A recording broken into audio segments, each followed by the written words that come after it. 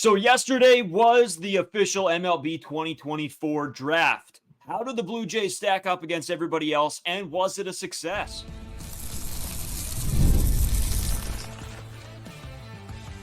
You are Locked On Blue Jays, your daily Toronto Blue Jays podcast. Part of the Locked On Podcast Network, your team every day. Welcome back to Locked On Blue Jays. Thank you for making Locked On Blue Jays your first listen every day. We are free and available wherever you get your podcasts and on YouTube or the Locked On Podcast Network, your team every day. This episode of Locked On Blue Jays is brought to you by Booking.com. The right stay can make you a fan of any city, even your rivals. Check out Booking.com for your stay today. I'm Braden Iwasco. He's Carter First. You can find us on Twitter, Braden5 Iwasco. Carter First, too, as well on Instagram, TikTok, at Locked On Blue Jays. Drop a subscription if you're new here on YouTube, as it really helps us out, keeps us the top of your guys' feed, so you get all your Blue Jays news. If you're listening anywhere else, we really appreciate it. I just want to start off this episode by saying it is the All-Star break coming up here, so we're going to have a lot of time. We're going to have a lot of time to discuss different topics. We have a bunch of stuff planned, and then, of course, we do have our trade deadline stuff coming down in the next week or so here, where we're going to do a big episode, get a bunch of opinions, and bring it out to you guys. So if you got any questions, any topics you guys want covered, you can hit us up on Twitter or drop a comment down below on this video, and we'll make sure to maybe do a mailbag type of thing or whatever you want to call it. We'll sort of get into it, into all whatever you guys sort of want us to talk about, because we do have a lot of time. This Blue Jays team isn't very good, so we do have lots of time. But Carter, I guess it's time to get into these sort of draft results. We'll break down the series right away as soon as we sort of cover the draft. And then, of course, the All-Star break will sort of tee up some of the stuff coming to you guys this week. Carter, overall, this draft, how much, before we get into each player, how much are you honestly taking away from the MLB draft every year, honestly? I mean, if you don't have a top 5 pick, a lot of these guys are just taking chances on. And the MLB draft is kind of tough because you're drafting a lot of guys, especially the Blue Jays recently have drafted a lot of high school arms. Obviously, this year they're going with some college arms. But even at best, you're not going to see these guys for probably 3 years, especially for a team that's kind of said they want to retool. They don't want to enter a rebuild yet. These guys probably won't be a part of any sort of team or any sort of the success if the Toronto Blue Jays have it right now with their current players, Bo Bichette, Vladimir Guerrero Jr., this will be later on down the road. So with the MLB draft, it's always fun to see like what the future might be, what the prospect ceiling might be, what the floor might be. But overall, out of like kind of the 4 major sports, I think the MLB draft, you have to wait the longest to see these players actually in action at the MLB level. Yeah, I'm sort of the same way. It's different when I go watch the NHL draft or the NFL draft or the NBA draft. It's like you could see some of these guys next year. In the MLB, it feels like even if you are a top 3 pick, it might still be a long time till you see these guys. So I try to take it sort of with a grain of salt. I don't read into it too much. Players always develop differently too. So, I mean, you could have a guy that's maybe a top 5 pick, but then you might get a whatever round pick Davis Schneider was, and he could do really well, or some other guy. So I try not to take too much away. But I think, Carter, that we honestly did see some good things come out of the draft for the Blue Jays yesterday. I like the 2 guys they pick up. I'll throw it over to you to sort of go over some of the stuff where they were picked and everything like that. Yeah, just one more comment on kind of the MLB draft and how it works. You got a guy like Spencer Torkelson, who was drafted in 2020, supposed to be one of the best players in the league, first overall pick. Hasn't really done anything with his MLB career. But then you look at the other side of it, and you look at Paul Skeens. He's just starting for the All-Star game. Generational prospect in Paul Skeens. When you're picking 20, as the Toronto Blue Jays are picking, it's tough to find kind of a guy like that.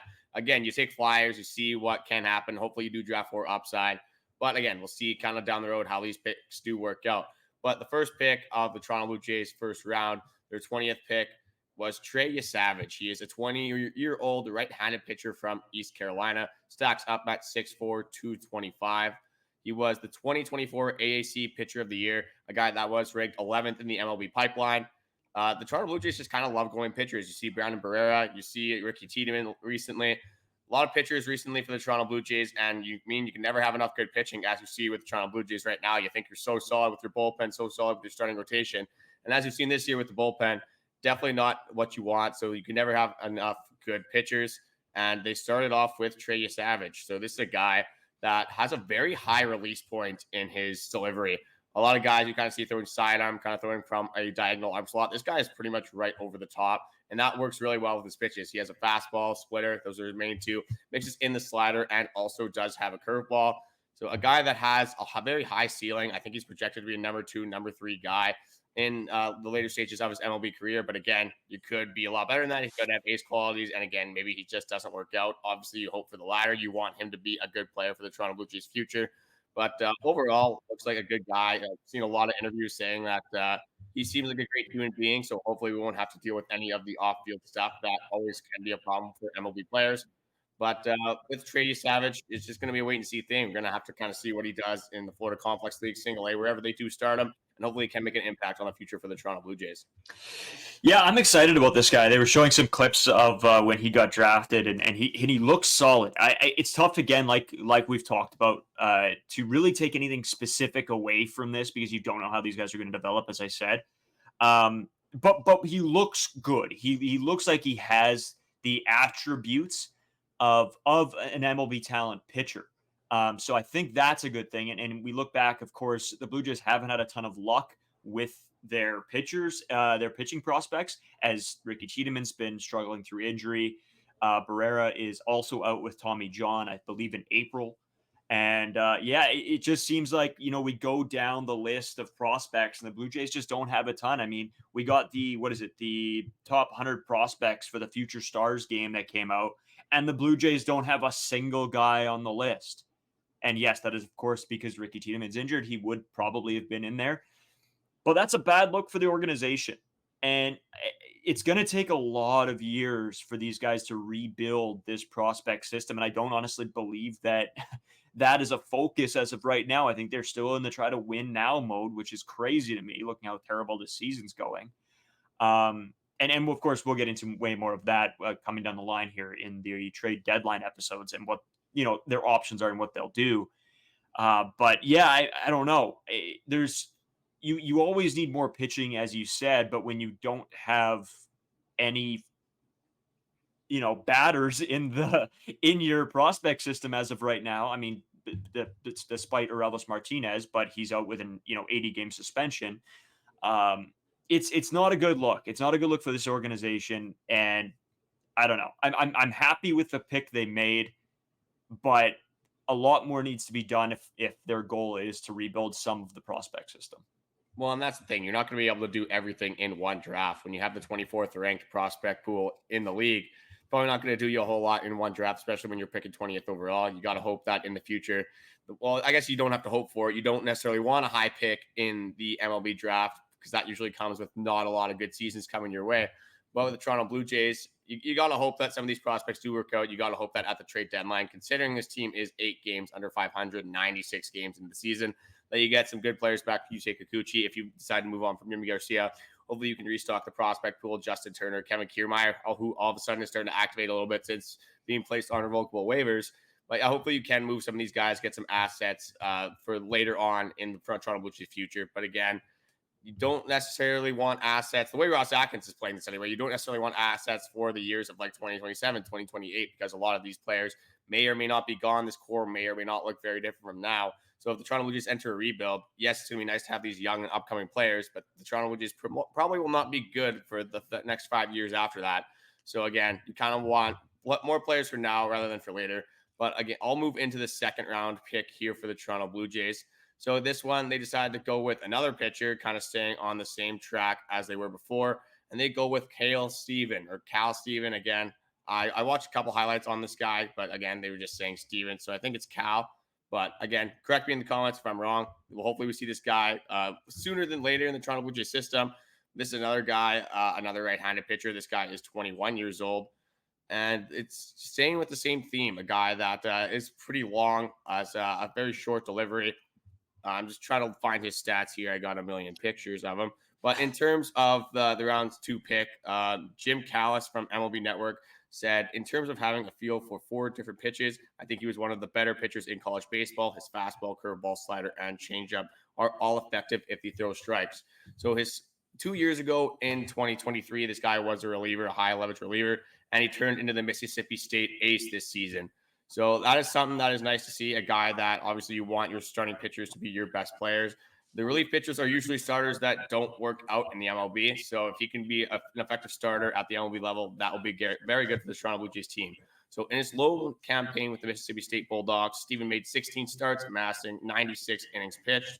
He held opponents to a .213 batting average and tallied 103 strikeouts with a .328 ERA. So this guy, the looks for the future, again, can be higher, can be lower, but right now he's ranked as like a 3-4 guy, more so leaning towards the 4. Again, any sort of pitching depth for the Toronto Blue Jays team is good. It's nice that they went with the college pitchers because you'll see them a little bit quicker than you will see the high school guys. And also you have more film to watch, you have more tape to watch. These guys are closer to the actual MLB age of getting ready to play in the league. So it's not as big of a risk. You kind of know what the college guys are going to pitch a little bit better than you do with the high school guys. Obviously, the high school guys are probably more upside there. But it's nice that the Toronto Blue Jays went with 2 college-level arms that hopefully can help this roster within the next couple of seasons. Yeah, and it's sort of interesting, right? So talking about Khal Stephen, I always get the Cal part mixed up as well. But he was touted as a lower pick. He should have gone lower according to whatever the stats that came out. And the Blue Jays sort of reached on him a little bit, whereas the other guy that we got, how do you say his name? Yesavage, good, okay. He was touted actually to go higher at 11th, you said, and he fell to the Blue Jays at 20th. So I think that was really good in the sense that they were able to capitalize on picking him, and that could have been just team needs from the other teams that picked ahead of the Toronto Blue Jays. But overall, I mean, I think this was a good first 2 rounds. And I mean, I'm not going to go and look at every single round because we probably won't see a lot of those guys. But these 2 guys are pretty highly touted. And so I'm hoping that we will eventually see them and maybe they become a little bit names that we start hearing over the next little while. But Carter, in saying that, do you have anything else to go over with these 2 guys? Because we do have a whole series to go through still. Yeah, I mean, the Toronto Blue Jays don't have a great history of drafting in the first round. Really not a lot of hits. You could say Alek Manoah is a hit. I think you have to when he was top 3 in Cy Young voting. But again, that one's more of a debate. In the second round, Bo Bichette was a second rounder, a little bit more success with this Toronto Blue Jays team. So obviously you got David Schneider going in the 28th round. You can hit on some lower touted prospects, some guys that aren't necessarily clear-cut MLB starters. So that's the fun of the draft process. You can always say the sky's the limit. You can say all these guys are going to turn out well. But at the end of the day, a lot of the picks end up being misses because it's hard to read a lot of MLB talent. Just look at year-to-year stats. You got guys like Tim Anderson, who was one of the best hitters 3 years ago, and now I don't even think he's on an MLB team. Jeff McNeil, another guy that led the NL in batting average, a guy that may or may not get DFA'd at some point this season. Jose Abreu's another example. So with the MLB, it's very tough to have consistent success in the league. So hopefully these guys can at least have some sort of success, do their part at some point in the Toronto Blue Jays future. But yeah, we do have another series to go into, the Arizona Diamondbacks. A little bit disappointing, obviously, the Toronto Blue Jays losing that series after coming off 2 straight series wins. But we'll get into all that and some more individual player stats, big moments from the series coming up. Today's episode is brought to you by Booking.com. With summer travel heating up, especially travel for baseball games, it's time to explore those U.S. cities that you've always secretly wanted to learn more about. Yes, we're talking about your rival cities with hotels, bed and breakfast, vacation rentals, resorts, and so much more. On Booking.com, you might just find your perfect stay, even in your baseball rival city. As like I've talked about many times, I went to New York, one of our rival cities, and it was a great time. Booking.com sort of hooked us up. It was a really, really fun trip. We're going down to Minneapolis at the end of the summer here to watch the Jays play. So we'll probably be booking all that through Booking.com as well. We went to Toronto, same thing. Everything, it always works out super great. They make it super easy to use. I really suggest Booking.com. The right stay can make you a fan of any U.S. city, even your rivals. Book today on Booking.com or on the site or in the Booking.com app. Get supplies from the site that's made for skilled trades, supplyhouse.com. Supplyhouse.com is the most reliable way to order plumbing, HVAC, and electrical products online. Their easy-to-use website is packed with helpful resources and the latest product info to help you get the job done right. Shop a complete inventory of over 200,000 parts for over 400 top brands and get your order delivered right to your door with fast shipping from coast to coast. Need help with an order? Get expert support and industry-leading service from the friendliest folks in the business and talk to a real person every time. Pros in the skilled trade can get a competitive edge by joining SupplyHouse.com's free Trade Master program.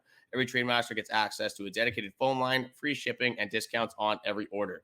Join the thousands of trade pros already benefiting from the free membership at SupplyHouse.com/TM. Order plumbing, HVAC, and electrical supplies from anywhere with just a few clicks at SupplyHouse.com. So as Carter mentioned earlier in the episode, the Blue Jays did drop a 2-1 series loss against the Arizona Diamondbacks. Carter, I mean, I don't know. I think we start with yesterday's game and then we move on. I don't have a ton to say on game 2, and we'll go back to game 1 as well.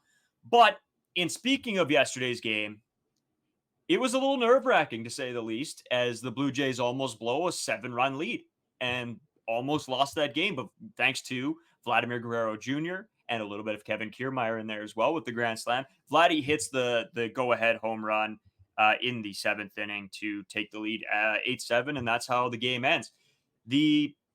I don't know, Carter, your overall thoughts on the game. I mean, I was pretty happy with the offense, but it comes down to the pitching as well. And it's the same thing that me and you talk about consistently, is that it's one or two pieces of this Toronto Blue Jays team is on, and then the other one falls short, and that's what usually blows this game. But the boys are able to get it done.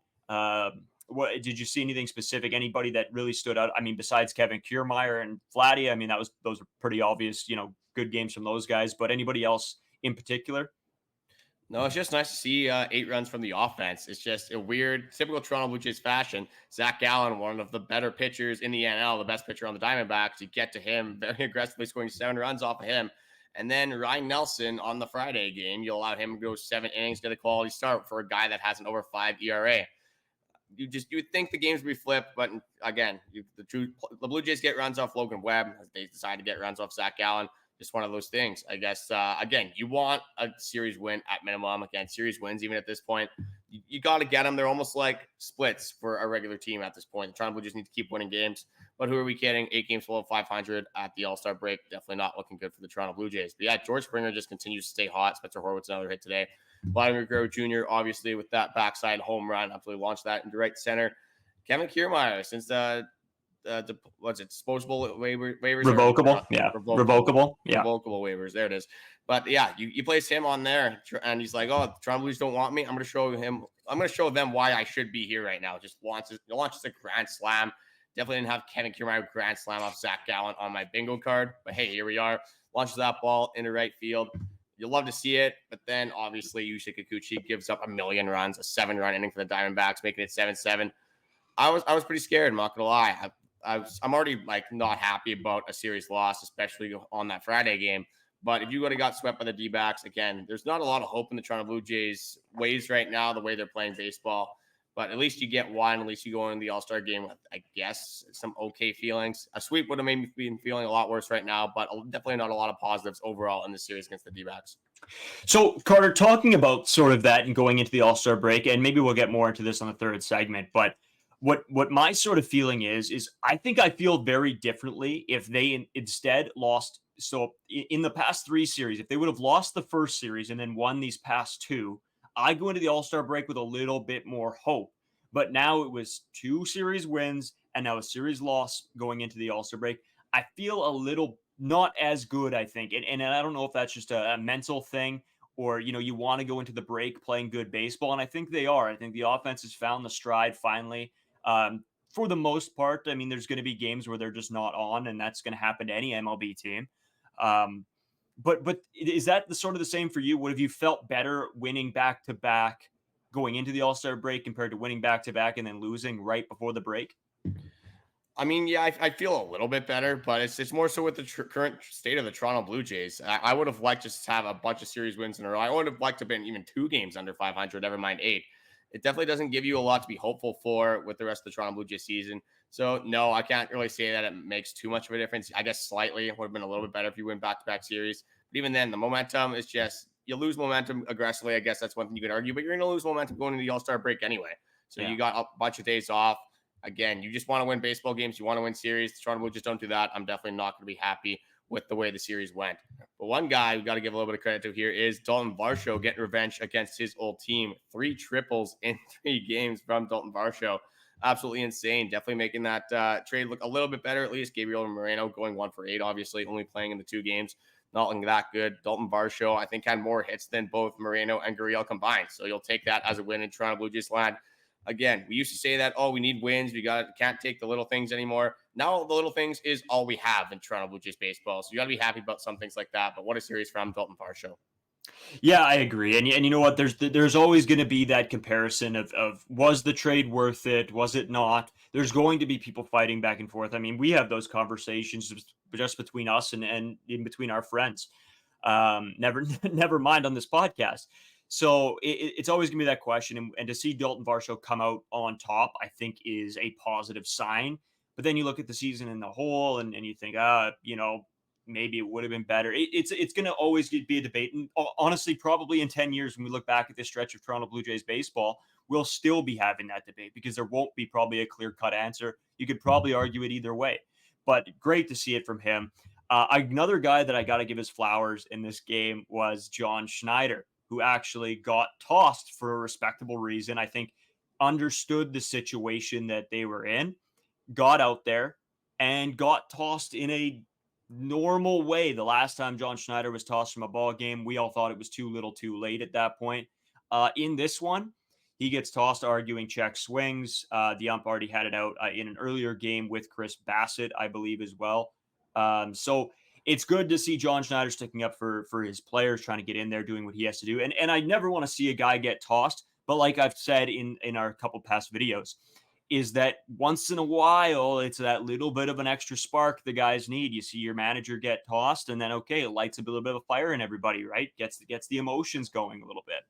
And so good on him. I thought he reacted really well in that situation.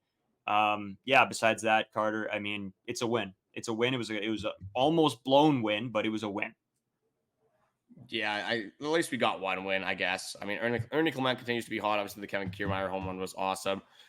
The only unfortunate part of today is that the Yusei Kikuchi stock obviously went up heavily after the last game. Definitely takes a little bit of a dive this game. Still could get a lot of pieces for Yusei Kikuchi. Obviously, still having a good year. But overall, I mean, you see Randall Grichuk come back. You see, obviously, Gabriel Moreno, Lourdes Gurriel Jr., a lot of ex-Blue Jays on this team. All of them not great series. Lourdes Gurriel, I think, went 2 for 10, so that's not great either. I think Grichuk was the best out of the 3.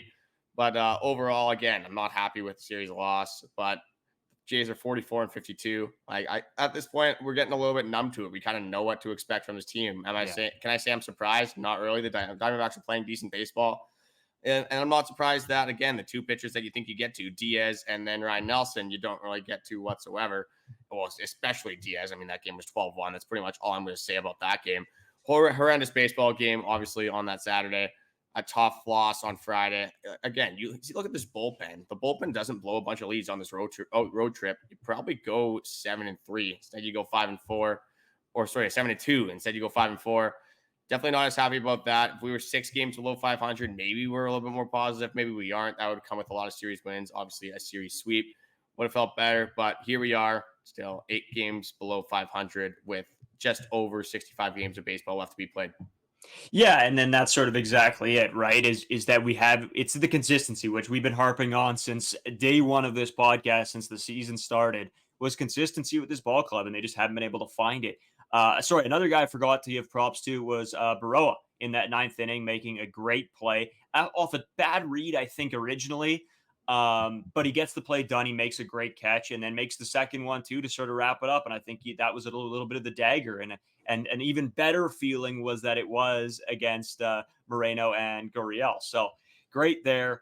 But yeah, just looking at the whole series in general. I mean, we could go over Saturday's game, Carter, but I mean, like, it was just a shellacking. The boys got absolutely pumped. Yeah, it was just terrible. I mean, we had a buddy come back out. We haven't seen him in a while. So he was here watching the game with us. We had some people over watching the game, and eventually it got to the point where we're just like, all right, throw on some music. We weren't even listening to the broadcast. We just were sort of sitting there and going through the motions a little bit, and that sucks to have to do, but it's something that I think won't be the first. It wasn't the first time, and it wasn't the last, and it won't be the last time with this Toronto Blue Jays team.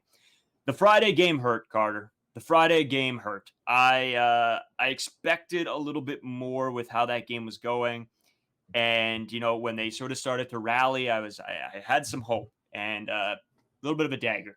A little bit of a dagger.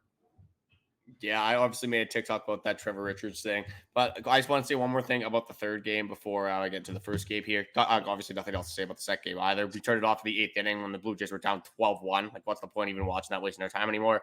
But I love how fired up Stuart Burrow was in the outfield at the end of the game. Obviously, was making Kevin Kiermaier and Dalton Varsho laugh. Made two unbelievable plays. This guy, again, first game after being called up by the Blue Jays, it feels like an eternity ago. Not sure why you're calling up your prospects if you're not going to decide to play them for 2 weeks. But anyway, going into this game, the Toronto Blue Jays, they manufacture runs. They get 4. Again, you want Vladdy to probably get a hit in the top of the 8th there. He has bases loaded, no outs. Does get a sacrifice fly. But that's a not bat where you need Vladimir Guerrero Jr. to drive something in the outfield. Again, he did, but you need him to hit a gap. You need him to find some grass, hopefully drive in more than just the one run, because the Toronto Blue Jays needed more than the one run, obviously, as you go through that game. Trevor Richards, that was his 4th straight game with giving up at least one run. Then you get Chad Green. Just a couple of unfortunate events going on in that first game. When just looking at it, Trevor Richards, again, wild pitch that allowed 2 runs to get in scoring position. You got runners on 3rd and 2nd. And then you get a little bit of a bloop single into the outfield. That cashed in the 2 runs. Then you have Chad Green. Corbin Carroll led double steal. Corbin Carroll obviously taking 3rd base. As soon as that happened, I'm like, this game's probably over. The D-backs are good at manufacturing runs. And what do you get? A fly ball into the outfield. I was going to debate when it happened. I thought it was going to be fouling Dalton Varsho. I think you probably got to let this ball drop, but it looked very close to the line. You got to, I guess, trust your arm in that scenario, try to get the out. But it was pretty deep. That's something that could have been debated. But I think it was going to be a fair ball anyway. So I'll give Dalton Varsho the benefit of the doubt there. There's no point in letting it drop. So I'm sure the run would have scored anyway if he does that. Just frustrating, man. Just a very frustrating Toronto Blue Jays game. I was at a Winnipeg Blue Bombers game, actually, so I didn't watch the first 5 innings of the game. Caught, I think, the bottom of the 6th, and then obviously 7th, 8th, and 9th. Those were where pretty much everything happened anyway. That was where the real money was made for the Diamondbacks, not the Toronto Blue Jays, unfortunately. But after a Winnipeg Blue Bombers win, got put back down to reality pretty quickly with that Toronto Blue Jays game. Yeah, it's a tough time here. The Bombers are not doing too well, starting to get on a little bit of a streak here. But same thing with me. I was working. I had the game on one monitor. I had the Bomber game on the other monitor, trying to listen to the radio, the broadcast, since I was producing it. And yeah, just watching the Blue Jays, it was like I'd look up and it's like, oh, the Bombers are winning. Oh, the Blue Jays are down. Oh, the Bombers are winning. Oh, the Blue Jays are losing. It was what it was. At the end of the day, this series doesn't really change my mindset with the Toronto Blue Jays. And you know what? Overall, at least we're starting to see some offense from this team. And I think that was our biggest complaint this whole season, was that the games were boring. And lately, the games haven't been as boring. At least they're most of the time a more fun watch. And I hate to say that that's my biggest takeaway from these games, but a little bit that's where we're at. Yeah. It's tough for Toronto Blue Jays line. Definitely just at the start of the season was hoping for at least a playoff appearance. You wanted a playoff win. Now it's like, oh, who are we going to get at the deadline? How are we going to restock this prospect system? So tough. Obviously, first time probably selling since 2019, unless we pull Los Angeles Angels from last season by the deadline. I don't know where we're going to be at if that does happen. But I got a few players to shout out in this third segment. Maybe we'll go over a little bit of our plan for the All-Star break. I think we're going to do some team grades, whether it's individual players, maybe just pitching, bullpen. Kind of leave a comment what you want to see us to do for that. But before we do head into this third segment, just wanted to give a shout out to the Locked On 24/7 streaming channel, Locked On Sports Today, or the Amazon Fire TV's channel app, the Big Four Sports, MLB, NBA, NHL, and NFL. Free agency going on in a lot of those. Obviously, the MLB is the only one that is active right now.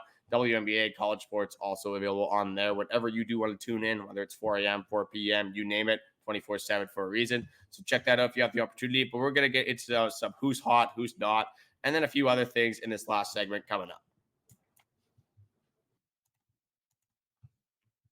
Today's episode is brought to you by Game Time. As you guys all know, Game Time is one of my favorite apps. We use it anytime we're going to sporting events, comedy, whatever. We always use Game Time because it's so easy to use. You get to pick your seat. It's by far the best ticketing app we've used. You can see your view from the seat. When we were in Toronto, that was our biggest thing. We wanted to sit sort of all around the ballpark. And Game Time allowed us to do that. And it allowed us to know exactly where we're sitting. And we took advantage of some of their flash deals, their zone deals. We even used their last minute deal as well, as we sort of got to the one game a little bit late. So it worked out perfectly. And that's what's all great about sort of the deals that Game Time runs as well. The all-in pricing really helps. I don't mention this all the time, but the all-in pricing is such a huge factor. When we plan a trip and we plan to go to games, we want to know what we're paying up front. We don't want to have these back end fees. Game Time is great for that. They also have the lowest price guarantee, or Game Time will credit you 110% of the discount. Take the guesswork out of buying MLB tickets with Game Time. Download the Game Time app, create an account, and use code LOCKEDONMLB for $20 off your first purchase. Terms apply. Again, create an account and redeem code LOCKEDONMLB for $20 off. Download Game Time today. Last minute tickets, lowest prices guaranteed. Well, All-Star break is here. It's about what we like to call the halfway point of the season. We got so much to go over here in the next week and a half, because trade deadline is approaching, and we're going to be hammering that very, very hard. We have some of the guys coming on. We're going to do a big 4-person panel on what everybody thinks is going to happen to the trade deadline, some predictions, who's going where, who's going to be moved. And if anything does happen, we have a couple extra guys on standby in case somebody's at work. We will get that information out to you guys ASAP. Our thoughts, our feelings. Does it work? Does it not work? Because it might not all happen on the trade deadline day. There might be a couple a week before or 3 days before, however it works. So it'll be interesting to see, and we will definitely have that covered for you guys. Like we said, we got this whole All-Star break is sort of open. There's not going to be games to cover. So drop a comment down here on YouTube. If you don't have us on YouTube and you're listening somewhere else, Braden 5 Iwasco or Carter First 2 on Twitter, you can DM us or tag us in a tweet with your question, and we'll make sure we get those answered this week. We might do a whole big 1 day of answering your guys' questions, but make sure you leave a comment on this video with your question. Maybe start it with mailbag or something, just so we know we'll answer it during that episode. And same thing on Twitter as well. We also have an Instagram. You guys can find us on there, message us through there. That's at Locked On Blue Jays. We try to respond to everybody no matter what. It's been a bit of a hectic last week, Carter, but we're sort of through the grind. We're halfway through. The Blue Jays aren't playing well. I don't know. Are you sort of excited that the All-Star break's here? How are you feeling with it sort of at the halfway point of this season? It's definitely nice to get a break from watching Toronto Blue Jays baseball, unfortunately. Just for my mental health, probably will be nice to have a couple of days off at least for the Toronto Blue Jays season. Again, you can hope that they try to turn it around, being 8 games under 500. We kind of went over it before. They pretty much have to win every series from now until the end of the season to have a chance to make it the playoffs. So is that realistic? After watching 96 games, you tell me. But there's one more thing I want to go over before we do head out. Obviously, with the trade deadline coming up, All-Star game weekend, we do have a little bit more flexibility of what we can cover with no games being on. So I think we'll probably be doing some mid-season reviews. Again, we'll break down our top 3 players, bottom 3 players of the season. A bunch of different ideas we can have. I'll definitely be brainstorming throughout the week. But if you guys have any ideas of what you guys want us to cover, definitely leave comments on that. So I'm just going to go into a quick who's hot and who's not. So I got 4 players with 1 honorable mention. Got to mention my boy, obviously, Spencer Horwitz. Just one of the best players I think I've ever seen. Obviously, it's a little bit of an overreaction, but it's definitely nice to see a positive from a Toronto Blue Jays hitter on this team this season. Yeah. 102 at-bats. The sample size is starting to get up there a little bit. A 324 average, 911 OPS, 4 home runs, 11 RBIs. That's going to be pretty solid over a 162-game span if Spencer Horwitz can keep that up, especially going into next season. But in the last 7, this guy's been hitting 357, slugging up 536, an OBP of 345. Absolutely love to see it with him. So I'm going to start with the guys who are hot, the guys that have been raking or pitching well, just players that have been a pleasure to watch over this last little bit. And I'm going to start with Ernie Clement. I said it before. This guy is such a good role player. When he's playing full-time, he is making the most of his opportunities with Bo Bichette being out. A great fielder, does make a lot of good plays, but also his bat is hot right now. In his last 7 games, he is 10 for 27 with 2 home runs, 9 RBIs, only 1 strikeout with an average of 370 and a slugging of 667. A guy that can play pretty much anywhere in the infield, a guy that you shouldn't have to rely on to be the main source of your offense, but over the last week and a half, he has been that main source of offense. Absolutely great to see Ernie Clement raking up the plate. Yeah, I agree. Ernie is a guy that me and you sort of love, because him and Babe were very tight. They're the roommates, and I was a huge Babe fan, and then I started to like Ernie right away. I know you were on sort of the train as well, and now we're here and he's playing great baseball, and it makes it feel that much better. So yeah, good on Ernie. Keep it up. Hopefully he can continue out throughout the rest of the season. Yeah, you would think that you'd want to keep this guy in the lineup, but with John Schneider, what we've seen, this lineup changes. Again, you got to play everyone. You got to get their playing time in. But keep Ernie Clement when he's hot. Keep him in the game. But moving on to a guy that you've definitely given a little bit of flack this season, I've been pretty neutral on this guy, I would say, but Henny Cabrera in a bullpen that has been struggling, he has been very good. Over the last 30 games, he has a 2.3 ERA, over 27 to the third innings, 26 hits, only 7 earned runs given up, 18 strikeouts, 12 walks. A left-handed pitcher, especially with Tim Meza being DFA'd, a left-hander you're going to have to rely on, and he has stepped up in a bullpen year that has not been good for the Toronto Blue Jays. Yeah, Carter, this is a guy that I hammered at the beginning of the season. It was pretty relentless from me. I think he's very inconsistent, but over the last little bit here when the bullpen has been lacking, he has been a little bit more of a bright spot. So, and I'm going to give these guys flowers when they do play well. And Henny's been very good. He's been one of our best guys, and we've needed him to be, especially like you said, with the departure of Tim Meza. He's had to step up, and he's done it well. So if he can continue it throughout the rest of the season, maybe he'll get me back on the Henny Cabrera, whatever you call it, fan club or whatever.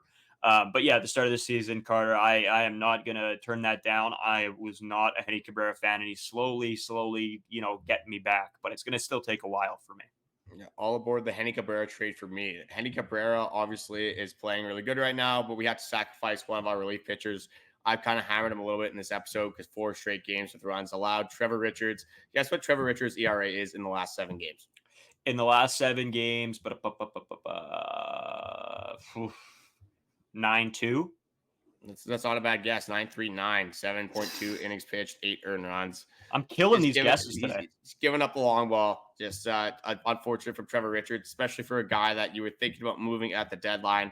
The way he's pitching right now, I don't think anyone's going to want Trevor Richards, but he seems to do this every year. He seems to have a very good first half, and then in the second half, something happens, whether it's an injury, not necessarily this year, but his performance starts falling off.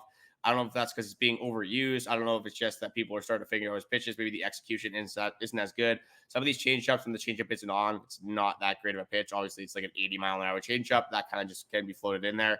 So hopefully Trevor Richards can turn it around. A guy that's not under contract, a guy you might want to move on from if you don't plan on re-signing him. But one more guy that also has not been good, and unfortunately is a starting pitcher. This guy was the April pitcher of the month, but he has been struggling as of late, and that is Jose Barrios, obviously starting in that game with the Toronto Blue Jays lost 12-1. In his last 7 games, he has thrown 38 2/3 innings with a 6.52 ERA, 40 hits, 28 earned runs. Still is striking out a decent amount, not walking a ton, but just giving up a lot of home runs, obviously, is very high up there in the league in home runs given up. He is top 3 among pitchers, may even be number 1. I'll fact check that after this. I just didn't want to say that without it being true still. Was true 2 weeks ago, and knowing Jose Barrios the way he has been pitching, giving up home runs pretty much every start, he probably still is leading the league, but Jose Barrios is falling off a little bit as we get through this season. Oh, it's a tough one. That's a tough one. We were riding this guy pretty high.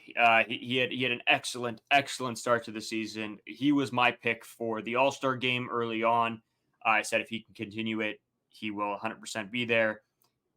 Tough look. He could not continue being as dominant as he was, and I think that's unrealistic to expect that he was going to be that good. But it's been rough lately. The long ball has killed him. And the worst part with watching his games is he's usually on for the entirety of the game. You think, wow, he looks good again. And then he gets a runner on with a walk or sort of a whatever base hit, and then gives up a 3-run shot. And you're like, oh, well, all right, there it goes. And then maybe another run will squeak in or 2 more runs will squeak in. And it makes the stats just look terrible. But for the most part, I think he's not missing a ton of pitches. But when he does miss one, it's like, oh my God, it's just egregious. And it gets sent 500 feet over dead center. And it looks like he's had the worst game of his life. So I think there's a lot that goes into this. And maybe it is those missed pitches. I don't know. Maybe it's something about the way he's throwing those balls. If he does miss, maybe why does his get killed more often than somebody else's? And the worst part is when other pitchers miss, it seems like the Toronto Blue Jays can't do damage to those. So it's a very, very brutal back and forth with Jose Barrios this season so far. One thing I have noticed over recently with Jose Barrios is he's hanging the slurve a lot more. He's really finding the middle of the plate with that slurve. And again, if you throw middle pitches to good MLB hitters, they are going to make you pay. So Jose Barrios, unfortunately, is still leading the league in home runs given up. I wasn't sure if that bum from New York, Carlos Rodon, had him beat yet, but he is still 1 behind. Carlos Rodon's at 20. But just a little bit of a tough stretch for Jose Barrios, especially when the offense has picked it up over the last 3 weeks a little bit. The pitching, of course, in Toronto Blue Jays fashion, is starting to crumble a little bit. But again, we will have some time to cover some other things this season. We'll go over Jose Brios and the rest of his pitching staff, most likely in depth. Probably get into some Vladimir Guerrero Jr., Bo Bichette, what happened to that guy. Hopefully some Joey Votto stuff again. Maybe we'll see some updates over this All-Star break. Just want to say thank you guys for watching. The likes, the comments, all the debates we do have in these comment sections are always fun for us, whether they're good or bad comments. Obviously, we do appreciate the good ones, but the bad ones are funny to look back at. We have noticed that, again, I think it's 68% of you guys are not subscribed.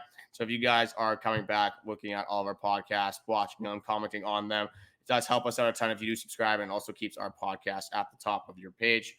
My Twitter obviously is Carter1st2. That is Braden Owasco over there, or Braden 5 Owasco, I guess you could say. I don't even know what your Twitter is. You just yap on there like you do on this podcast. Anyway, so if you're a fan of yapping, go over check Braden's Twitter. But you got anything else to add?